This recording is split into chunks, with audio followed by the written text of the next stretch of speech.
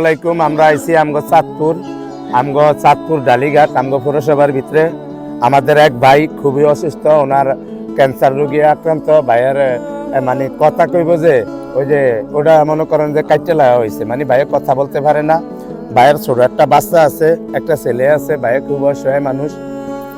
প্রবাসী ভাইয়ের কাছে আমগো দেশের ভাইয়ের কাছে আবদার, আমরা বেশিরভাগ প্রবাসী ভাইয়ের কাছে আবদার করি। কেন? আমগো মেন চাবিকাঠি হয়েছে আমগো দেশের প্রবাসী ভাইয়েরা। প্রবাসী ভাইয়ের উচিলায় মনে করেন আমগো রাষ্ট্র বর্তমানে চলে। তো আমরা যাই ভিডিও করি আমগো এই প্রতিবন্ধী অসহায় যারা আছে হেগরলে আমগো নাটক টকশো। তো আমরা আইছিলাম আমগো চাঁদপুর বাড়িতে বেড়াইতে ঈদের ছুটিতে। তখন শুনলাম যে আমগো এক ভাই অসুস্থ। ভাইয়ের মানে কথা কইব যে ওই জিনিসটা কেটে ফেলা হয়েছে। ভাইয়ান কথা বলতে পারে না। 3-4 জায়গায় মাংস নিয়ে তার ওটা অপারেশন করা হয়েছে। বাইরে এইটা ঠিক করতে কিছু টাকা লাগবো, মানে প্রচুর টাকা লাগবো। আরো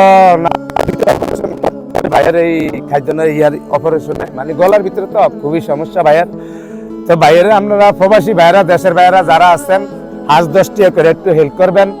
একটা বিড়ি খেলেও 20 টাকা খরচ হয়। সেই অন্তত 10টা টি হইলেও দিবেন। আর যেই ভাইয়া না হারবেন অন্তত ভিডিওটা একটু বেশি করে শেয়ার করবেন, যেন লক্ষ লক্ষ মানুষের কাছে পৌঁছে যায়। আপনাকে একটা শেয়ারের উচিলায় যেন অন্তত বাইরের লিগে 2-4 জন মানুষ অন্তত দাঁড়ায়, এটাই আমাকে চাওয়া। ভাইয়ের এই যে 2টা বাচ্চা আছে, ভাইয়ের কিন্তু অবস্থা খুবই খারাপ। ইনিও আমার দেশের ভাই। আমি কিন্তু জানতাম না যে ভাইয়ের বাড়ি হেন। যদি জানতাম আগেও আমি কোর্ট কাছারিতে আইছিলাম, তাহলে অন্তত একটু আয়া বলতাম। যখন আমরা অন্তত আইসি যাবা শুনছি, তখন এইবারও আইসি আল্লাহ বাঁচাইলে। আমরা যদি আগের ঘরের বারও আবার আই চাঁদপুর আমগো ঢাকার তো আমগো কোর্টে কাজ কারবার আছে, সেই সময়